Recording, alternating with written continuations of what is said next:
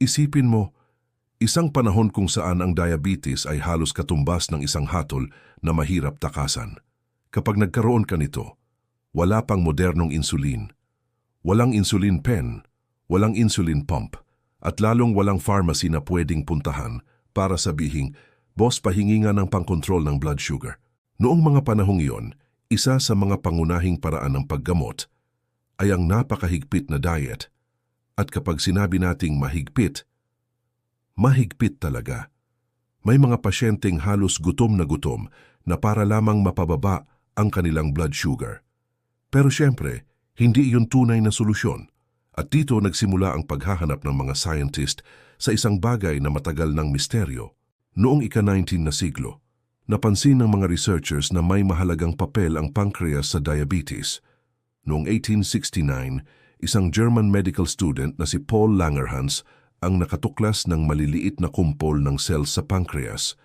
Ang mga kumpol na ito ay tinawag kalaunan na islets of Langerhans.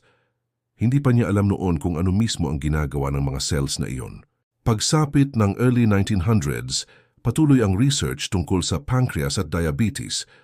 Baka may substance na kailangan ng katawan para makontrol ang blood sugar.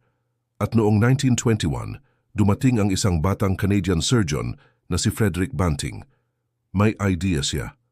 Kaya nakipagtulungan siya kay Charles Best, isang medical student, at nagsimula silang mag-experiment. Ito ay maraming eksperimento, maraming problema at maraming uncertainty.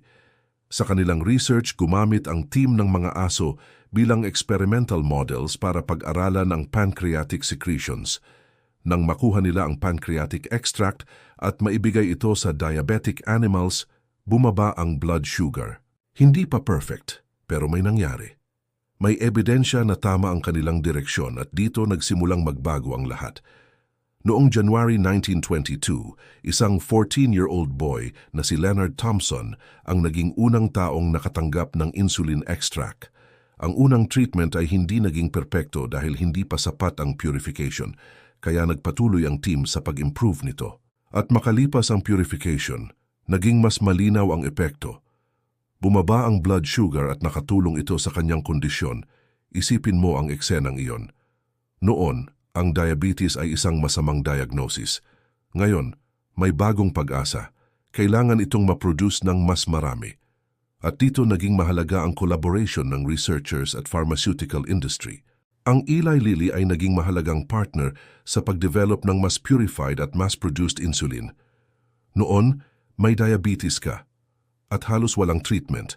Pagkatapos ng insulin, may diabetes ka, pero may treatment na. Ang insulin ay hindi simpleng kwento ng isang scientist. Ito ay resulta ng maraming utak, maraming eksperimento, at maraming taon ng research. Minsan, ang isang sakit na tila walang sagot ay naghihintay lamang ng tamang tanong. Noong 1922, nakatanggap ang isang batang pasyente ng insulin treatment.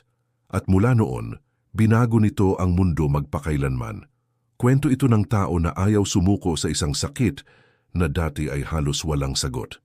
At minsan, ang pinakamalaking pagbabago ay nagsisimula sa paano kung may paraan. Ito ang tinig ng kasaysayan.